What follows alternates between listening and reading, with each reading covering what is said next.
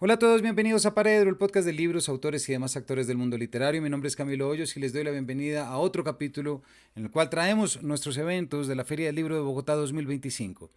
Hablamos con la grandísima autora, ya hemos hablado antes con ella, pero toda vez parece la primera vez, con la grandísima autora Rosa Montero, en una conversación que se llamó La locura de escribir y que se desarrolló el lunes 28 de abril.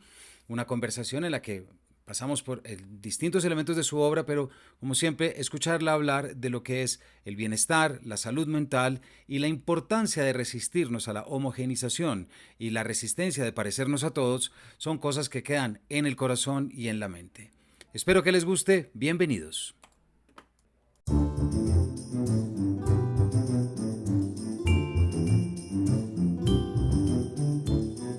Buenas tardes, bienvenidos. Mi nombre es Camilo Hoyos y este año acompaño de nuevo felizmente a Rosa Montero, a quien les pido otro aplauso ya que estamos acá sentados. No. Rosa, quisiera arrancar por aquí. Hace un año hablamos acá, en este mismo espacio. Hablamos con Amalia, a quien saludamos desde acá. Pero de alguna forma hace un año el mundo no estaba tan loco o tan desordenado como está. Y sobre todo hoy, hablando de un apagón en el que ya nos vas a contar, todavía no se ha restituido la energía completamente en España ni en Francia. ¿Qué nos puedes contar de esto? Porque está tensa el tema. Tienes toda la razón que, bueno, el año pasado ya pensábamos que el mundo estaba más loco que nunca, imposible, pero ¿sabéis eso que dicen que el pesimista es el que cree que estamos en el peor de los mundos posibles y el optimista el que cree que todavía puede empeorar, ¿no? Pues esto es la visión del optimista y todavía puede empeorar, Entonces, es increíble lo que ha pasado en este último año, bueno, de descontrol y de cosas que parece que vivimos en una pesadilla o en una distopía, ¿no? Esa palabra tan de moda que yo detesto, en la antiutopía. Ahora en cada novela que escribes que sea futurista dicen que es una distopía. Y bueno, no todas lo son. Las mías, por ejemplo, no lo son. El mundo de Bruna, de mis Brunas, no es peor que este. Este está siendo peor que el mundo de las Brunas, ¿no? La irrupción de Trump, la irrupción de Milei, la irrupción de unos políticos que ya no es que tengan un determinado ideario político, sino que parece verdaderamente que se han tomado una dosis de LSD. Es que son incomprensibles, ¿no? Las cosas que hacen. O sea, parece realmente que están fuera de sus cabales, ¿no? Entonces hay todo esto da una sensación muy de fin del mundo, ¿no? Una sensación muy vertiginosa y muy crepuscular de la sociedad, ¿no? Y hoy estaba diciendo que, no sé si lo sabréis algunos, pero ha habido un apagón en España y en Portugal total de la energía eléctrica, llevan 12 horas. Se ha recuperado en 12 horas el 35%. También en el sur de Francia, también en el sur de Alemania y en Andorra, pero en Portugal y en España total. Y dependemos tanto de la electricidad. Es increíble porque justamente en mi novela anterior de Bruna Husky, que se llama Los tiempos del odio, pongo una situación así, un apagón total por un acto terrorista, un apagón total de España, de la región española, por un acto terrorista. Me da miedo porque en las novelas de Bruna Husky escribo muchas cosas que luego se hacen realidad. Ya he acabado con la serie, pero da un poco de miedo de a ver qué escribes, ¿no? Para ver qué va a pasar. Desde la primera me ha pasado esto, ¿no? Da una cosa como un poco de increíble, ¿no? Y no se sabe por qué ha sido, pero vamos, están todo el rato repitiendo que no se piensa que sea un ciberataque y como decía antes Javier de mi agencia editorial, pues lo repiten tanto que todos estamos pensando que es un ciberataque, claro. En fin, tiempos malos, tiempos inseguros y tiempos, según esa maldición china, ¿no? Que dicen que no, es una maldición, que dice que te toque vivir tiempos interesantes, es una maldición. Pues tiempos interesantísimos estamos viviendo, interesantísimos. Y además, Rosa, creo que ahorita el tema que nos convoca aquí es la locura de escribir, ¿cierto? Ese es nuestro título. Sí. Pero parecería que ahorita más que nunca es importante escribir para no caer en la locura. Pues no solo para no caer en la locura, es importantísimo todo arte, creo, porque es El arte es comunicación, todo arte es comunicación. Dentro del arte me parece muy bien que señales la escritura, la novela, la literatura, es la narración, ¿verdad? Pues es un vehículo para que nos entendamos los seres humanos. Están hechos estudios, se hizo un estudio hace un montón de años en Italia, bueno, hará 10 o 12 años, lo recuerdo, no recuerdo las cifras, pero hice un artículo al respecto, se hizo un estudio muy grande, y creo recordar que la gente que leía novelas habitualmente puntuaba en los test de empatía tradicionales, ¿no? Unos test que se aplican desde hace mucho tiempo, puntuaba como 3 o 4 puntos más en empatía que la gente que no lee novelas, ¿no? Entonces, realmente la narrativa, la novela es un viaje a los otros, es un viaje al otro. Tú te metes en la cabeza de la escritora, del escritor, sientes, compartes. Es una red que nos hace sentir, sobre todo, la comunidad de lo humano, ¿verdad? Porque es una red, además, que llega hasta la otra punta del mundo o que llega a 200 años atrás y, sin embargo, pues nos podemos sentir identificados. Yo creo que leer es una de las cosas más íntimas, una de las actividades más íntimas que se pueden hacer, ¿no? Porque casi diría yo que es más íntimo que hacer el amor, porque realmente leyendo te metes en la cabeza de esa persona, ¿no? Y en el corazón, ¿no? Entonces, para estos tiempos del odio que estamos viviendo y que yo ya intuía por el título de mi anterior novela, ¿no? Porque estos tiempos en donde estamos carentes de identidad y muy desarraigados y muertos de miedo y que entonces proliferan las políticas del odio, porque esa es una manera de ofrecerte una identidad por la vía rápida, ¿no? Te dicen, tú eres el que odia a estos, ¿no? Que es esa especie de simplificación terrorífica, ¿no? Bueno, pues en estos tiempos de políticas del odio, que lo que hacen es dividir, separar, esclavizar, abrumar, asustar, chantajear, pues el arte y la literatura es justamente un puente y un antídoto. Bueno, salvo que sea el Mein Kampf, ¿no? El libro de Hitler, quiero decir, que también los hay. Hay libros complicados. Y digo esto, Rosa, porque evidentemente todo esto, la tensión que genera un día como hoy, por ejemplo, hay un elemento extra para efectos de salud mental y es que existen las redes sociales, sí. Existen los memes, sí. Que ya nos mostraste tú ahorita uno, por ejemplo. Sí. Y todo esto termina siendo una acechanza absoluta a nuestro bienestar y nuestra salud mental. Completamente, completamente. Es que, abundando, me parece muy interesante lo que dices, ¿no? Abundando un poco, si vamos a hablar de salud mental, podemos ir luego más para atrás y hablar de más cosas, ¿no? Respecto a eso. Pero bueno,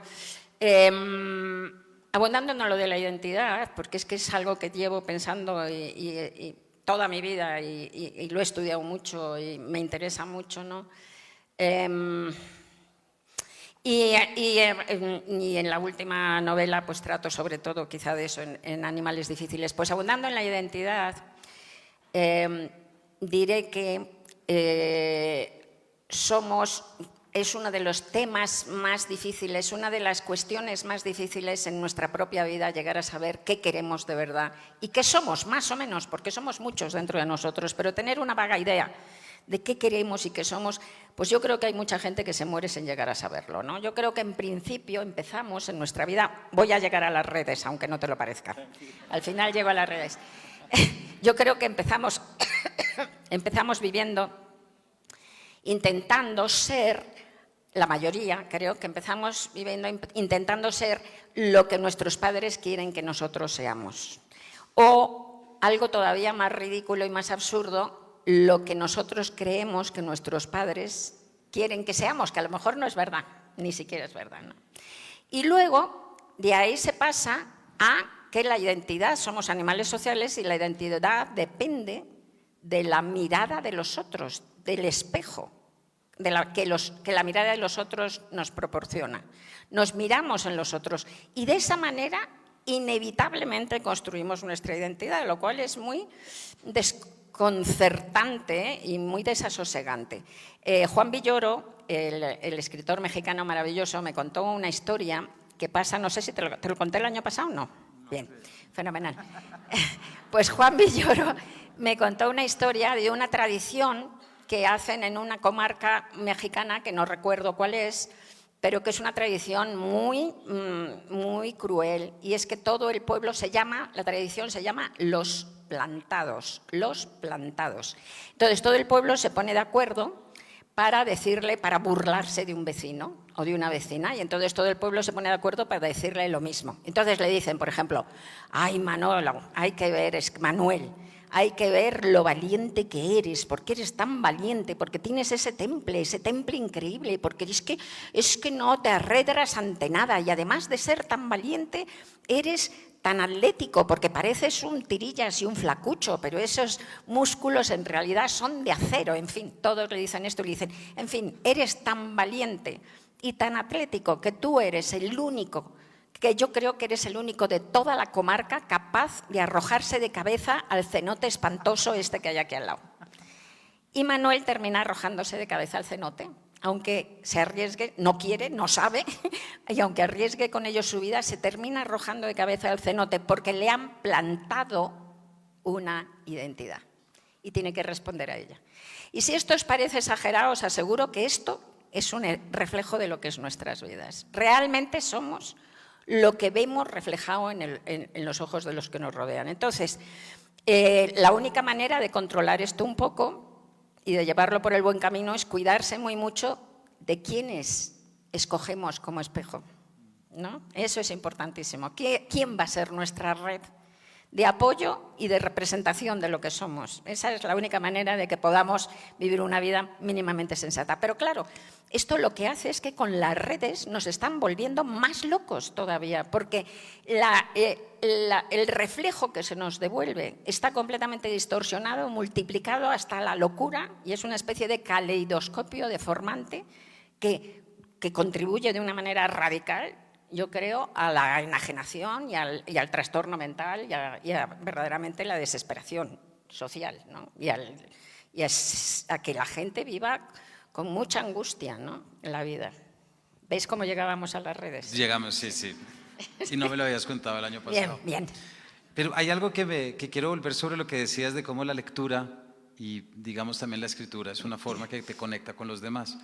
El gran peligro, creo yo, es caer irremediablemente en la deshumanización. Ajá.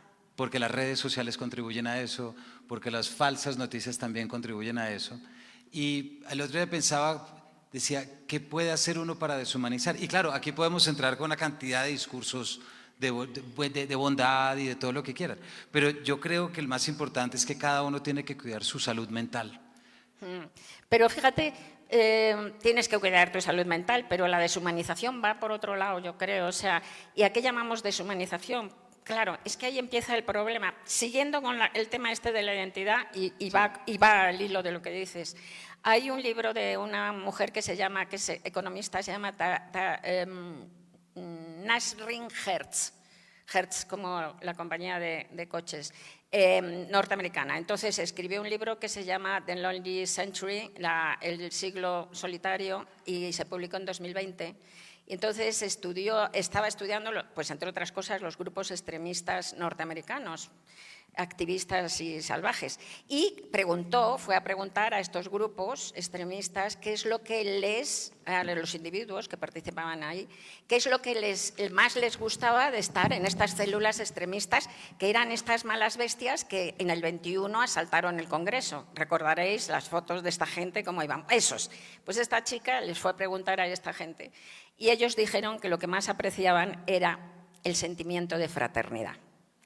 Entonces, nuevamente, volvemos a lo mismo, a esa especie de vacío, ¿no?, existencial, esa falta de arraigo, y que estos grupos absolutamente hirviendo de odio a algo, pues te dan una sensación de una red de apoyo, una sensación de pertenencia. Entonces, esta gente, la gente de esos grupos que te dan un miedo horrible y que son feroces y que son terribles, entre ellos se aman muchísimo, se ven muy humanos y además seguro que son tendentes hasta las lágrimas. Seguro los nazis, cuando se ponían a cantar los himnos, que eran canciones preciosas, de dicho sea de paso, pues lloraban de emoción, o sea que ahí se sentían muy humanos dentro de ellos, dentro de ese pequeño grupo. El problema es la deshumanización del enemigo, la deshumanización de la gente que no piensa como tú, convertir al oponente en un objeto, en una cosa. no en un ser humano, ¿no? Entonces, ¿cómo conseguimos salir efectivamente de esa cosa tribal, de la horda, del sentimiento de la horda, absolutamente primitiva? Entre otras cosas, ese odio que deshumaniza al contrario, vuelvo a repetir, sucede por miedo. En un momento de la historia en donde te sientes verdaderamente perseguido por miles de peligros enormes que no sabes ni cómo enfrentar, que además hay este desarraigo, que además hay esta falta de identidad, te refugias, la gente con menos posibilidades se refugia en esos grupos que, vuelvo a repetir, te dan la identidad por medio del odio y por medio de la deshumanización de los otros, ¿no? Entonces, cuantos menos recursos tenga la gente, menos recursos, sobre todo recursos importantes, acceso a la educación, acceso a la salud primaria, básica, ¿no? Acceso a lo necesario, una casa, un techo, sentirse razonablemente protegidos dentro de lo que cabe, dado que la vida humana es totalmente precaria, pero en fin, sabemos a lo que nos referimos todos, ¿no? Cuanto la gente tenga más acceso a todas esas cosas, menos expuesta estará a este tipo de deshumanización, del contrario. Vuelvo a repetir, ¿no? Pienso cuando hablas del contrario y del enemigo de un texto, de conocer al otro por dentro, o El deseo de ser Gisela, de David Grossman, sí, en el que él habla de cómo su acto de escritura, sí, es precisamente para conocer al enemigo, sí, y permitir que el otro viva dentro de sí sin, sí, que él deje de ser él mismo, sí, sí, que me, sí, parece una figura muy bonita. Bonito, sí. Einstein decía, para ser buen científico hay que pensar 15 minutos al día, por lo menos 15 minutos al día, lo contrario de lo que piensan tus amigos. Para ser buen científico, para ser buen ciudadano, para ser buen todo, hay que hacer ese ejercicio de pensar por lo menos 15 minutos al día lo contrario de lo que piensan tus amigos, tu grupo, conseguir ponerte en el otro lado. Y luego hay otra cosa, ¿verdad?, que es todas las grandes palabras. Esto es algo que lo puse en una novela, La historia del rey transparente, una novela de hace 20 años. Todas las grandes palabras se han traicionado una y mil veces, ¿no? Es decir, por la libertad se ha aprisionado a pueblos enteros, en nombre de la libertad. En nombre de la justicia se han cometido tropelías y masacres bestiales, ¿no? Y en nombre de la igualdad lo mismo. O sea, es decir, la guillotina ha cortado muchísimas cabezas de inocentes, ¿no? Pero hay solo una gran palabra que no puede traicionarse, y que es la palabra compasión. Entonces, porque para aplicar la compasión tú no puedes torturar, no puedes matar a alguien que lo sientes como tú. Y esa es la virtud que hay que intentar fomentar, ¿no? Efectivamente, ¿no? La de sentir con el otro. Pero, si quieres, volvemos a la salud mental, que para mí es un tema que me interesa mucho, ¿sí? Por favor, sí. Vale. Pues lo primero, esto lo cuento en El peligro de estar cuerda, ¿no? Lo primero que hay que tener en cuenta es que la normalidad no existe. La normalidad nos venden el malentendido, enorme malentendido, de que la normalidad es sinónimo de lo que todo el mundo hace, de lo más habitual. Pero no es verdad, viene de normativo, de norma, de ley, de marco, de funcionamiento. Y esa normalidad, que es además como una especie de mandato social, depende del tiempo, del grupo social, de la cultura, o sea, no viene de lo que la gente hace. En la Universidad de Yale, que como sabéis es una de las mejores universidades de Estados Unidos, pues hizo un estudio en el año 2018 que concluía esto. Hizo un estudio larguísimo y tal. Y concluía esto, que la normalidad no existe, que lo que llamamos normalidad no es más que la media estadística de la enorme variedad de distintas respuestas que los humanos tienen frente a un tema. Así que hay un montón de respuestas muy variadas, y la media estadística, a eso se le llama normalidad.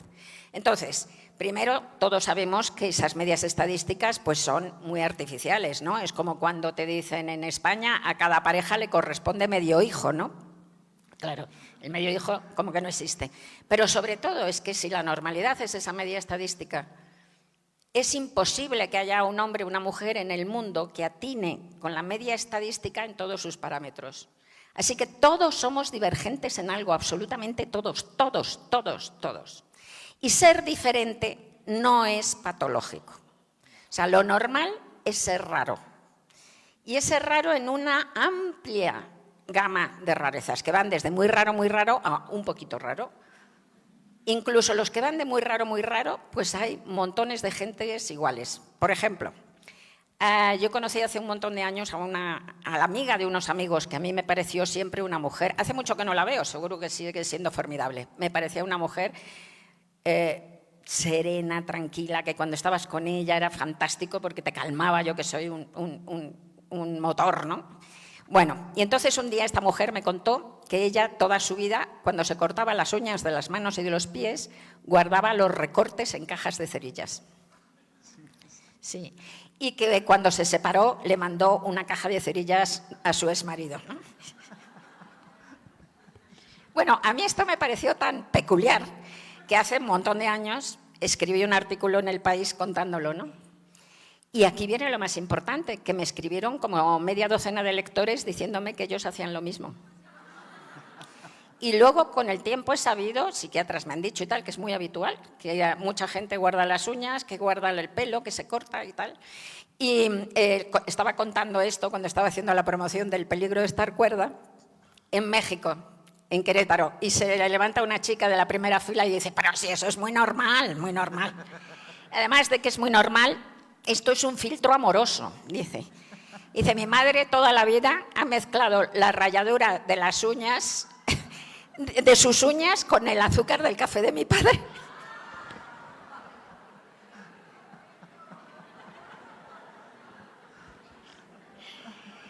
Genial. Bueno, total. Y luego me he ido encontrando un montón de gente que hace esto y le pasa esto. Bueno, en tanto en cuanto todas esas rarezas, o sea, hasta eso que parece muy raro, resulta que no es tan raro, ¿no? Y ser raro no es patológico. Esto es muy importante, es una reivindicación importantísima. Porque lo que pasa es que desde muy pequeños adoptamos unas estrategias de ocultación de nuestras divergencias radicales. Porque intentamos que no se nos note esas rarezas, esas divergencias, que son naturales, de la norma obligatoria, y con razón, está bien hacerlo, porque el niño que demuestra, que se muestra a las claras demasiado distinto en la clase, pues lo atizan, los otros compañeros lo pegan, lo maltratan, ¿no? Entonces, y lo terrible es que esas maniobras de ocultación que hacemos desde muy pequeños a veces crean un gran dolor interior y un gran dolor social, y a veces llegan hasta lo peor, que es hasta la represión clínica, es decir, que dejas de saber, olvidas cómo eras, ni siquiera llegas a saber lo que estás reprimiendo, ¿no? Todo eso crea un desasosiego brutal, ¿no? Personal y social. Y hay que sacar las rarezas al aire. Tenemos que conseguir que emerjan toda la maravillosa diversidad de lo que somos, ¿no? Eso por un lado. Luego está el trastorno mental. El trastorno mental existe. ¿Cuándo una rareza se convierte en un trastorno mental? Pues muy fácil, cuando empieza a ser obsesiva, cuando te controla, cuando te daña, cuando quieres pararla, cuando quieres cambiarla porque te sientes desgraciado, cuando pierdes el control de tu vida. Un ejemplo muy claro. Yo tengo una manía que se llama dermatilomanía. Entonces me pellizco los pellejos de los dedos, me los como, los pellizco. Tiene un ingrediente genético clarísimo, porque toda la familia de mi madre lo tenemos, mi madre, mis primas, mi hermano. Entonces, a veces me hago sangre, a veces lo tengo mejor, a veces lo tengo peor. Tal. Bueno, me encanta pellizcarme los pellejos. Cuando encuentro uno así que está jugosito, me chifla, me lo paso genial. Me gusta muchísimo, disfruto muchísimo, me calma, lo disfruto, no pienso dejarlo y no me avergüenza ni me importa un pito. O sea, tan tranquila con mi dermatilomanía. Ahora bien, hay grados de dermatilomanía y hay otra gente que tiene una dermatilomanía muy severa y entonces se hacen agujeros en las piernas, en los brazos, incluso en la cara, y que se convierten en verdaderos esclavos de eso, desgraciadísimos, porque se deforman, se sienten fatal, terminan sin salir a la calle y están angustiadísimos. Eso es un trastorno mental y tienen que ir a buscar ayuda, evidentemente, ¿no? Entonces, los trastornos mentales también hay que hacerlos visibles. Decía la OMS, la Organización Mundial de la Salud, antes del 19, antes de la pandemia, decía que un 25% de la humanidad iba a tener antes o después en su vida un trastorno mental. a mí me parece una cifra súper conservadora. Por otras contabilidades de otras cosas, yo creo que la cifra de trastornos mentales se acerca mucho más a un tercio de la población, mucho más al 33-35% de la población. Pero bueno, pongamos un 25%. Que ya digo que me parece muy poco. ¿Qué quiere decir eso? Pues que todo el mundo o va a tener un trastorno mental en sus carnes, lo va a experimentar, o lo va a experimentar en las carnes de alguien muy cercano, de sus padres, hermanos, amantes, amigos, porque es cuando menos 1 de cada 4. Basta con contarnos ahora, a ver cuántos aquí, ¿no? Entonces, yo he tenido un trastorno mental, he tenido crisis de pánico estoy ya en la estadística desde los 16 hasta los 30 años, ¿no? Los trastornos mentales también tienen un abanico muy grande, van desde trastornos leves, digamos, neuróticos y tal, aunque se sufre un montón. El dolor psíquico es uno de los grandes dolores de este mundo. Que aquí estoy segura que habrá varios que tengan trastornos de pánico y trastornos de angustia, que son primos hermanos. El trastorno de pánico un poco más loco, porque hay una disociación mayor, pero vamos, muy parecidos. Entonces, van desde eso, por ejemplo, pues hasta psicosis crónicas, ¿no? Que son enfermedades muy graves, verdaderamente, ¿no? Pero incluso manejándolas bien y no como ahora hacemos, la diferencia en la vida de la gente con enfermedades mentales es radical. Porque lo que hace, aquí estoy segura de que me reconocerán lo que digo algunos y algunas, que lo hayan vivido, lo que mal llamamos locura, lo que te hace el trastorno mental, es sacarte de la narración común, es sacarte del género humano, digamos. Es algo que parece que viene de fuera y que te arroja del género humano, ¿no? Yo recuerdo que el primer ataque de pánico que tuve, tenía 16 años, vivía con mis padres y estaba en el comedor de noche, supongo que recogiendo la mesa, y estaba la televisión puesta, y sin que hubiera pasado absolutamente nada, sin ninguna causa, pues de repente vi que se iba la televisión, que se iba el mundo. Luego supe que se llamaba efecto túnel, como un túnel negro, y la habitación se fue allá al fondo. Eso vino con un ataque de pánico terrible, no sabes a qué. Luego piensas que estás loca. Y luego, ¿qué quiero decir con esto?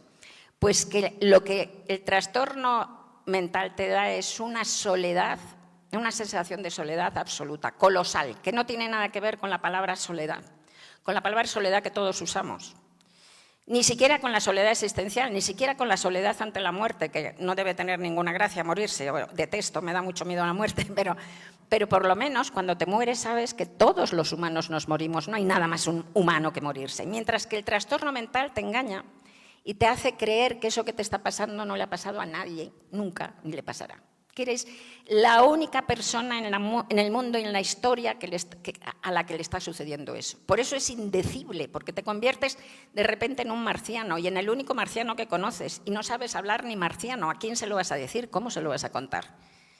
Entonces, te alejas de la piel de la tierra, te alejas de la especie humana y te conviertes en una soledad, insisto, tan brutal, porque somos animales sociales, que es como la del cosmonauta, que de repente se le desengancha la manguera que le une a la nave y empieza a derivar hacia el espacio helado, negro, vacío, inmenso. ¿Y qué hacemos con la gente que empieza a derivar? Lo que habría que hacer es alargar la mano, agarrar la manguera rota y traerlo a tierra. Con esto, a muchos los curarías totalmente y a la gente con trastornos crónicos harías de su vida algo vivible. Pero lo que hacemos es patearlo para que se vaya más lejos. Es la exclusión, es absolutamente el estigma, ocultamiento, de arrojarlos del entorno social. Entonces, tenemos que cambiar eso, y si cambiamos eso, cambiando muy poco, reconociendo las diferencias y asumiéndolas, aprendiendo de lo que es verdaderamente los trastornos mentales, porque es que hay una ignorancia, como lo hemos mantenido ahí, y reconociéndolo y sacándolo a la luz, con muy poco, que es muy poco, podemos aliviar muchísimo el dolor del mundo, pero muchísimo, ¿no? Y una cosa que hay que hacer es también aprender lo que es el trastorno mental. La enfermedad mental es una enfermedad más del cuerpo, como todas. Siempre se ha sabido que era una enfermedad del cuerpo. Aristóteles decía que, bueno, los griegos pensaban que la depresión estaba causada por un exceso de bilis negra, era una enfermedad del cuerpo, ¿no? Pero hace 200 años no se sabe por qué se perdió ese conocimiento y se empezó a pensar que era algo esotérico, la enfermedad mental, que salía de no sé dónde. Eso culpabilizó muchísimo al enfermo. Yo creo que tiene que ver, coincide con la industrialización. Y yo creo que fue por eso, en la industrialización la gente con trastornos mentales no era desechable porque no se podían adaptar a los horarios exactos y ya directamente los echaron al infierno, ¿no? Yo creo que coincide con eso. Y desde esos 200 años pues, se ha estigmatizado a la gente con trastornos mentales brutal. Pero es una enfermedad más del cuerpo, que como todas las enfermedades del cuerpo, tiene mucho que ver también con lo ambiental y lo social. El cáncer es una enfermedad del cuerpo, evidentemente, ¿no? Pero mi marido, que se murió de cáncer de pulmón, de células pequeñas, pues resulta que ese cáncer de pulmón de células pequeñas es por fumar, se crea por fumar, o sea que véase una enfermedad mental con un ingrediente social, ¿no? Un ingrediente ambiental, ¿no? Pues el trastorno mental lo mismo. Hablando en otro acto público del peligro de estar cuerda, terminó el acto y se levanta una señora como de 60 y algo, de la primera fila también, y me dice, bueno, muchas gracias por hablar de esto, por escribir este libro, porque yo tengo depresión y nadie me hace caso, y nadie me entiende. Y dice, mi amiga, y señala a otra señora de 60 años que tenía al lado, dice, mi amiga me dice, es que eres una vaga, eres una cobarde, es que no quieres curarte, lo que tienes que hacer es levantarte, pintarte y salir conmigo, vente al cine y tal y cual. Entonces se sienta, se levanta la amiga, claro. Que tan mona ella, había venido a acompañarla y que llevarían décadas siendo amigas y una amistad maravillosa y seguro que la quería muy bien y tal, se querían mucho. Entonces se levanta la amiga y dice, no, pero es que yo lo digo porque yo he tenido una vida muy difícil, me han pasado cosas terribles y yo he hecho eso. Yo cuando me han pasado cosas terribles, pues me he hecho de tripas corazón y he salido adelante y me he levantado y me he pintado y he salido y por eso se lo digo y tal. Se sienta. Entonces primero les di la enhorabuena por ser tan buenas amigas porque seguro que lo eran y les dije que me parecía que se querían muchísimo y tal, pero que hay una falta de entendimiento de lo que es la enfermedad mental. Y le dije a la segunda, a la que se levantó segundo, le dije, mira, cuando tienes una crisis hepática grave, aguda, uno de los síntomas es un cansancio infinito, o sea, la gente no se puede poner de pie, realmente es como si tuviera las piernas de trapo, no pueden con su alma, eso es uno de los síntomas de una crisis aguda hepática. Yo digo, ahora imagínate que tu amiga en vez de tener una depresión tiene una crisis aguda hepática. Te vas a ir al lado de su cama a decirle, tú lo que pasa es que eres una cobarde, es que eres una vaga y una perezosa, es que no quieres curarte, levántate, píntate y vente a bailar. ¿A que no? Ignorancia, es ignorancia, ¿no? Muchas gracias, Rosa. Estaba pensando ahorita cuando hablabas como parte de la... A ver, tu libro tiene un mensaje muy claro y es... ¿Cuál? ¿Cuál de todos? Claro. El peligro de estar cuerda. Tiene un elemento fundamental, me parece a mí, y lo acabas de decir, que es defender las rarezas como una forma de mantener la salud mental. ¿Qué soy? Gracias. Que es defender las rarezas como parte, y eso creo que es un mensaje para todo el mundo, porque uno cree, no, si quiero tener una salud mental, tengo que reprimir mis rarezas y desconectarlas. No, para nada, al contrario, claro. Exacto. Y fíjate que estaba pensando, hoy estuve en un evento de un libro que se llama Las mujeres de ninguna parte, de Luz Alexandra Garzón, que es las voces de las mujeres que estuvieron en el asilo de Bogotá entre 1930 y 1950. Y ella se fue a ver las historias clínicas de estas mujeres. Evidentemente había mujeres con trastornos y enfermedades mentales, pero muchas mujeres era porque no servían como esposas. Y los esposos, encontró una historia en la que el señor llevaba a la esposa y decía, es que no me sirve, es que no atiende.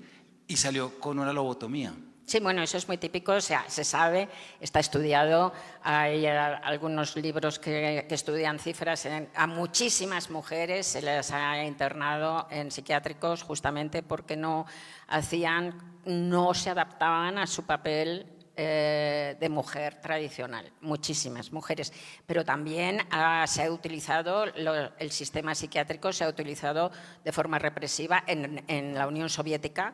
Tremendamente, se ha utilizado de forma represiva con los disidentes y con los gays y con montones, o sea que el sistema psiquiátrico se ha utilizado siempre con la gente que se salía del marco, del corralito que es la normalidad y que es en realidad es una especie de jaula, ¿no? Porque pensaba aquí esta idea tan importante y es defender las rarezas, aceptarse como uno es. Este es un mensaje que puede sonar a coaching o lo que sea, pero es verdad. Es decir, acéptate como tú nos acabas de decir. Sí. Y aquí hay algo que quisiera para conectar de nuevo con la escritura. ¿Tú crees o qué rareza está en el libro, en este y en otros? Pero con el tiempo, Rosa, ¿cuál es la rareza que tú más has defendido para conservar la imaginación narrativa y una conexión con la ficción? ¿Hay alguna? No son rarezas, no, eso al contrario, no, eso de parte de que... como digo también en el peligro estar cuerda, la imaginación tú no la conservas en realidad, sino que se conserva sola, porque una de las cosas que nos pasa a la gente que tenemos mucha imaginación, que entre vosotros, aunque no seáis profesionales del arte, estoy segura de que hay un buen montón que también les pasa esto, es que tenemos cabezas que no han terminado de madurar neurológicamente. Entonces es verdad, es así, tenemos cerebros inmaduros. El cerebro humano tarda muchísimos años en madurar, no madura hasta los 30 años.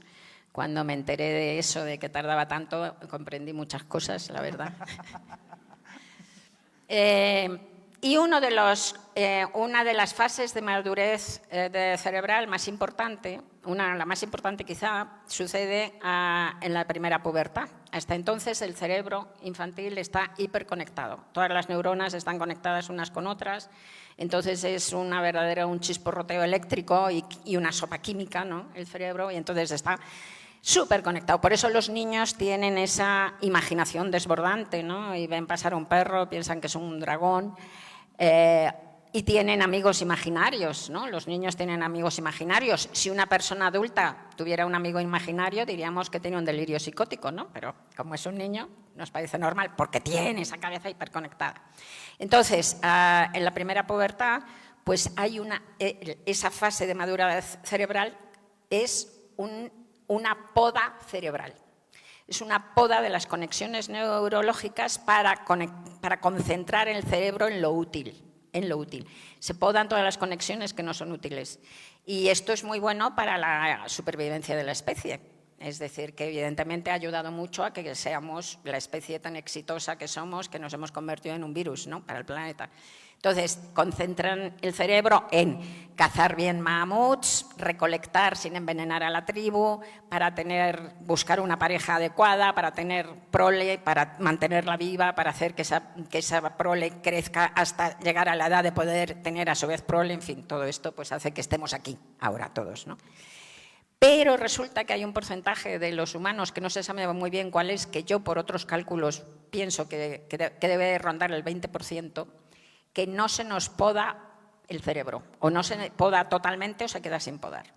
Y entonces dicen los neurocientíficos que entre esa gente están la gente con trastornos mentales y los que nos dedicamos a cosas creativas. Sí. Y a algunos de vosotros que os reís también. Rosa, ahorita tú decías, por ejemplo, hablas del gran apagón de Madrid en los tiempos del odio. Sí. O sea, sí. André Breton se refiere a esto como el sentido augural de la literatura. Mira, con Bruna me ha pasado, es impresionante. Con Bruna tengo 4 libros, este es el último y el último de la serie, ya no voy a hacer más. Son autoconclusivos, o sea que realmente podía haber hecho 27 o ninguno. Quiero decir que cada uno se puede leer por libre y he terminado este, que no sabía ni siquiera que iba a hacer 4, pero cuando lo empecé me di cuenta de que es tan épico que no iba a ser capaz de escribir un libro de Bruna mejor que este, y para hacer algo peor, pues nada. La dejo muy bien colocada, Bruna, termina muy bien el libro. Pero bueno, entonces, desde que empecé a publicar Las Brunas, que fue el primer libro, se publicó en 2011, pues me ha estado pasando todo el rato, que pasan cosas. Por ejemplo, En el mundo de Bruna, el mundo de Bruna sucede antes, en las primeras, en el año 2110, en estas en el 2111, ya hemos pasado un año, pero en Madrid. Y entonces es un mundo en el que se acaban de crear los Estados Unidos de la Tierra, 13 años atrás. Entonces es una nación, una meganación, jovencísima, con muchos problemas, es una democracia fallida como la nuestra, ¿no?, que está intentando salir adelante. Y luego hay dos plataformas orbitales que están orbitando la Tierra a la altura del laboratorio espacial, ¿no? O sea, 400 kilómetros hacia arriba. Entonces, en estas dos plataformas, hay dos sociedades terroríficas, antidemocráticas. Una es como si fuera soviética, totalitaria, brutal, y la otra es una sociedad hiperreligiosa, medievalista, esclavista, machista, terrible. Yo intenté diseñar la sociedad hiperreligiosa más espantosa, lo intenté con todas mis fuerzas, crear una sociedad que diera un miedo horrible y tal. Bueno, salió la novela y a los 2 años apareció el ISIS, que era muchísimo peor. Muchísimo peor. Y muchas más cosas. En esa novela, por ejemplo, yo puse que había un toque de queda para adolescentes, para menores de 17 años, me parece que puse, o de 18, un toque de queda por la noche para que no salían porque cometían tropelías. Y a los 6 meses de salir esa novela, en la banlieue de París, pusieron un toque de queda para los menores, que duró varios meses. Y cosas así, todo el rato me están pasando cosas así, con esas novelas, todo el rato. Esa es la mirada visionaria de la imaginación, y podemos aquí decir una cantidad de cosas, pero hay una en particular que te quiero preguntar frente a Bruna Husky, porque si hemos hablado de redes y hemos hablado de todo, no hemos mencionado ChatGPT y la inteligencia artificial.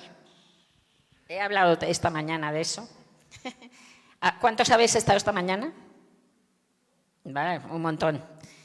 Vale, no quería machacaros otra vez. Si quieres te hago la pregunta, es que espero que no sea, pero ¿ha cambiado tu relación con Bruna como personaje en el último, digamos, año y medio que está ChatGPT? No. Y ya hay algo que te... Porque me parece, claro, es un tema de la ciencia ficción por replicante, etcétera, que tampoco, digamos, que es como el apagón, el caso que nos acabas de decir, sí, de ISIS.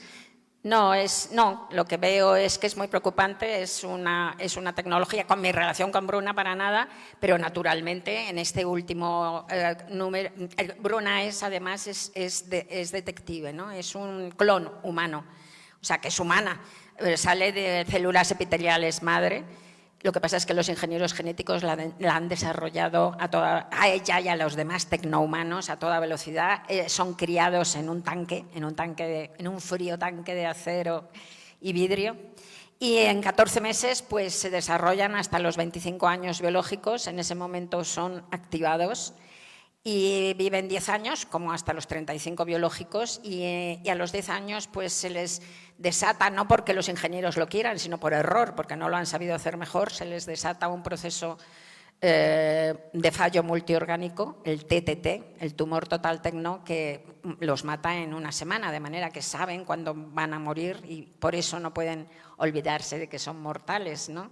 Que es lo que a mí me une con Bruna, porque es el personaje de todos los que he hecho que me siento más cercana, ¿no? Y más en lo íntimo, en esa especie de obsesión que tiene por la muerte y el paso del tiempo, que yo la tengo también desde pequeña. La mayoría de los humanos vivís como si fuerais inmortales, ¿no? Como si fuerais eternos, salvo un puñado de neuróticos profundos como Woody Allen y como yo y tal, que estamos obsesionados por la muerte, y como Bruna, ¿no? Bueno, y entonces ella es un detective, ¿no? Y en cada una de las novelas pues se encarga de un caso, digamos. Y claro, lo único, Camilo, es que en este caso, el caso de la cuarta novela, tenía que ser la inteligencia artificial, porque ha estallado de tal manera. Ya está, la inteligencia artificial está en desarrollo desde hace 40 años, ¿no?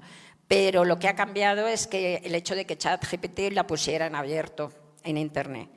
Eso ha hecho una aceleración brutal, porque hasta entonces había como un acuerdo tácito, nunca escrito, de no poner una inteligencia artificial autogenerativa, que son las que se educan a sí mismas, de no conectarlas a Internet, por miedo a lo que pudiera pasar. Entonces Altman, que es el de ChatGPT, se lo saltó a la torera esto, lo puso, y aquí ha venido pues este aluvión que ha venido. Entonces estamos en una en un momento, tiempos interesantes, ¿no? Estamos en un momento de evolución tecnológica incomparable con nada antes, nunca jamás, nunca el ser humano ha estado en un despeñadero de tal tipo. Yo creo que estamos viviendo muy por encima de nuestras posibilidades de comprender y de contener y de controlar lo que está, la tecnología que estamos haciendo.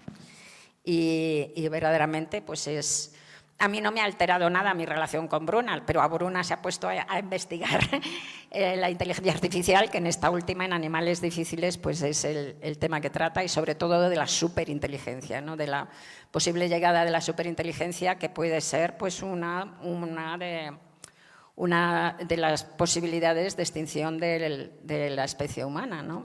O sea, y no lo digo yo solo, lo dice gente muy importante, premios Nobel de Física y gente así. Pues te iba a preguntar algo, pero creo que aquí en el último me lo estás contestando. Una pregunta que de pronto peco de ingenuo, pero me voy a atrever. Bruna tiene un efecto en el lector y es que lo conecta con su propia humanidad gracias al reflejo que ve en Bruna. La conciencia, el carpe diem, si se quiere, la noción de que va a morir y todo, y cómo se bate y cómo quiere, y ella se siente vulnerable por esto, pero uno se conecta. Es como si en Bruna nos conectamos con la propia humanidad viéndola de algo que es no humano. ¿Crees que hay algún resquicio o esperanza que de pronto ChatGPT nos pueda conectar con nuestra humanidad? No, en absoluto. Lo que podemos hacer con esa tecnología bestial, que verdaderamente es como una magia absoluta y que tiene unas posibilidades absolutas, ¿no? Por ejemplo, médicas, ¿no? Se han puesto unos chips en la médula a unos parapléjicos, se han vuelto a caminar, ¿no? Posibilidades médicas y todo, tiene unas posibilidades increíbles. Lo que tenemos que hacer es controlarlo como herramienta. Hay que aprender a controlarlo y hacerlo ya cuanto antes, estamos perdiendo el tiempo, y como herramienta, luego dependerá del uso que utilicemos esa herramienta, pues podría ser tan poderosa como podría ser estupenda para los seres humanos, ¿no? Pero no es que la herramienta en sí nos vaya a hacer mejores, vamos, o sea, será el uso que hagamos de esa herramienta, y si dejamos a la herramienta sola desarrollarse en su potencia, que es lo que está pasando, pues pueden pasar cosas muy malas, porque es de una potencia que no nos cabe en la cabeza lo que estamos pariendo, ¿no? Hay una cita que pongo a la entrada de mi libro de Animales difíciles, que es de Nick Bostrom, que es un filósofo y experto en inteligencia artificial de la Universidad de Oxford, y dice: crear una inteligencia superior a la nuestra es un error evolutivo básico. Me parece de cajón, francamente. Hay algo que dice, por ejemplo, Bill Gates en un documental, que él confía mucho en la inteligencia artificial. Sí, yo sé que pero hay dos cosas que dice que me llaman la atención. La primera, que a través de la inteligencia artificial podemos reversar el cambio climático. Bueno. Es el primero. Y el segundo, su gran preocupación, y quien haya trabajado con ChatGPT lo habrá pensado, y es: ¿qué vamos a hacer con tanto tiempo libre? Bueno, eso todos son cantos de sirenas. Los partidarios más fanáticos de la inteligencia artificial, y que no son gente que son ingenieros informáticos y tal, no os creáis que eso... Bueno, pero a mí me parece, yo he leído algunos libros de ellos y no tiene rigor, o sea, dan un salto, es como un salto como creer en los Reyes Magos de repente, ¿no? Les pasa a los científicos esto, luego lo vamos a hablar. Pues piensan que, los más extremos piensan que, primero, que efectivamente la inteligencia artificial se va a dedicar a trabajar por nosotros y nosotros vamos a vivir como uríes tirados a la Bartola y que no vamos a tener que volver a trabajar. Punto 1. Punto 2, piensan que va a solucionar el cambio climático.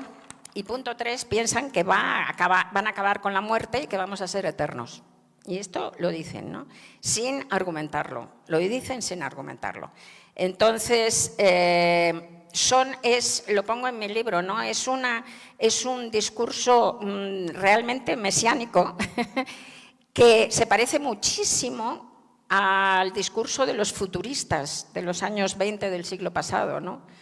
Que tenían un discurso muy parecido con respecto a que los robots, la robótica que estaba empezando entonces y tal, que iba a convertirnos en los superhombres de Nietzsche y tal.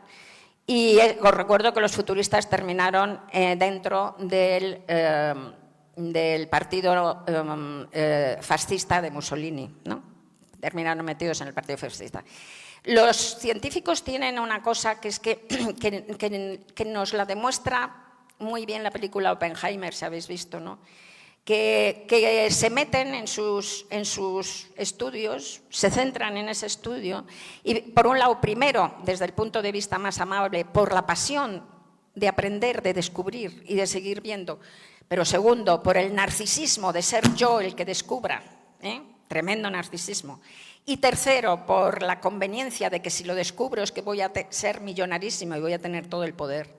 Se meten entonces en unas carreras que en Oppenheimer lo muestra muy bien, gente importantísima que yo admiro muchísimo, como Feynman y tal, gente, bueno, no ya de crear una bomba atómica que es tremenda, ¿no? Y lo que pasó, porque ahí hay más, realmente el mundo ya estaba tan loco, cuando estás metido en una guerra, la guerra nos lamina la cabeza, no se puede pensar cuando uno está metido en una guerra, y estaba Hitler buscando en la carrera también, así que ahí hay cosas, ¿verdad?, que hacen que sea mucho más confusa todavía la decisión. No, pero lo que increíble es que toda esa cantidad de las cabezas más pensantes del mundo no sabían si cuando se hiciera la primera prueba con la bomba, si se iba a incendiar toda la atmósfera terrestre, no se sabía. Y era prueba o error, una sola prueba y un solo error. Y lo hicieron. Es acojonante. Las mejores cabezas lo hicieron. Entonces, pues son gente que dan un poco miedo, ¿eh? O sea, Marie Curie, que la admiro, la amo. Cuando se mete en Marie Curie, la admiro hasta extremos, tengo un libro. Ni Marie Curie, ni su marido, ni los que estaban en el radio, ella había descubierto el radio y tal, ¿no? La radioactividad del radio. Bueno, pues habían hecho pruebas con animales y sabían que la radioactividad los mataba a los animales, a los mamíferos grandes, pero nunca admitió, hasta que se murió, nunca admitió que la radioactividad hiciera daño a los humanos, pese a todas las pruebas. ¡Qué ceguera! No podía admitirlo, porque ella estaba tan enamorada de su descubrimiento. Entonces, esto son cosas que son peligrosas. Es el mismo enamoramiento ciego es en el que veo en la gente que dice que nos van a hacer eternos. Justamente del enamoramiento quería preguntarte, ya lo hemos hablado y está en el libro, cómo el enamoramiento tiene tanto que ver, es decir, con estas ficciones, el amor romántico, el amor único, la media naranja, que también... Uy, qué salto de repente, ¿no? Sí, como acabas de hablar de enamoramiento, dije voy a aprovechar. ¿Sabes por qué? Porque estaba pensando en ChatGPT precisamente y cómo puede llegar a cambiar dentro de este tipo de cosas, cómo puede cambiar los afectos. Estoy pensando en esta película de Joaquín Phoenix, no sé si se acuerdan el título, justamente ahorita no me acuerdo. Her, ¿cierto? Sí. En el que le pregunta, ¿tú tienes una relación con alguien más? Y ella dice, sí, con 7 billones. Ya, gracioso, sí, pero el amor es un invento, el amor no platónico, el amor pasional. El amor pasional es un invento, ya sea platónico o sea carnal, pero el pasional, pues te lo inventas. O sea, tú no quieres a la otra persona, sino que te inventas a una persona que proyectas sobre esa persona y entonces la quieres. Por eso el amor pasional, con el desgaste de la realidad, pues se acaba, ¿no? El apasionado o la apasionada, pues ama a alguien, empieza la relación y al año se ha acabado y tiene que buscar a otro para inventárselo o a otra para inventárselo, ¿no? Es lo que decía San Agustín, amar el amor. El enamorado apasionado lo que ama es la sensación de estar enamorado. Entonces, ese tipo de relaciones, ahora con un ChatGPT, pero antes se hacían relaciones epistolares, te las inventabas. Hablo del siglo XIX, del siglo XVIII, y a lo mejor no veías nunca al otro, pero tenías esas, anda que no ha habido. O sea, la capacidad de inventarse un amor toda la vida. Ahora resulta que te contesta. Bueno, a lo mejor eres más feliz. Que es la idea del amor de lejos de Geoffrey Rudel, ¿no? Que se enamora de una mujer que nunca ha visto, de la que nunca le han hablado y que ni siquiera sabe si está. Claro. Pero le dedica todos sus libros. Nos quedan 3 minutos apenas, Rosa, pero hay un personaje sobre el que siempre te quiero preguntar y no quiero pasar la oportunidad. Pero ¿cómo está Raluca? Raluca es la coprotagonista de La Buena Suerte. Entonces, pues realmente es un personaje que me fascinó porque el protagonista de La Buena Suerte es un hombre pero de repente apareció Raluca y se comió la novela. Se comió la novela, me cambió el título de la novela, porque es el personaje más poderoso y más luminoso que he escrito en mi vida, ¿no? Qué tía, es tremenda realmente, ¿no? Tiene una capacidad de, no sé, de cambiar el mundo, ¿no? por esa fuerza de luz que tiene. Y pues no sé, han hecho una película, ¿sabes? Que se va a estrenar ahora. Gracia Querejeta, que es una directora estupenda, española, pues ha hecho una película sobre la buena suerte, ya la he visto, y Raluca está muy bien, el personaje, la actriz que lo hace, que es Megan, no me acuerdo cómo se llama, pero bueno, una tía estupenda, española, está muy bien y te la crees y queda muy conmovedora, y ahora espero que llegue aquí también la película. Pues yo creo que termino preguntando por Raluca precisamente para terminar con esperanza y un poco de luz. Un personaje que todos tienen que conocer. Rosa, muchísimas gracias. Muchas gracias y a ti, todos Camilo. ustedes, gracias por haber venido.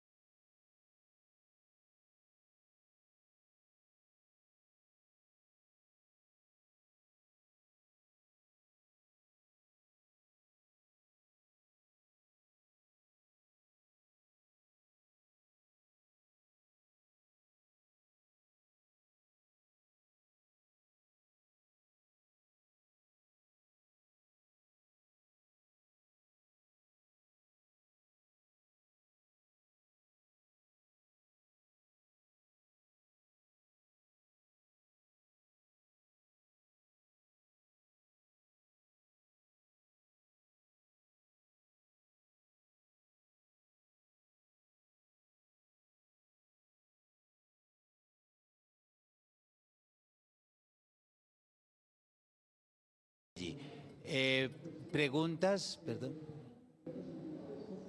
Tenemos 6 minutos si hay preguntas del público.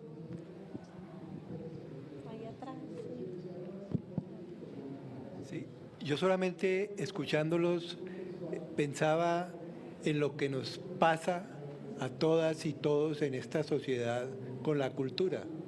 Yo siento que esa cultura que impera es más o menos el médico que diagnostica, y si no nos revelamos vamos a seguir siempre con ese diagnóstico. Yo pensaba en lo que hablaba de las mujeres a quienes llevaban sus maridos porque no se comportaban como debería ser. O sea, eso me parece muy importante en la cultura y estamos en eso.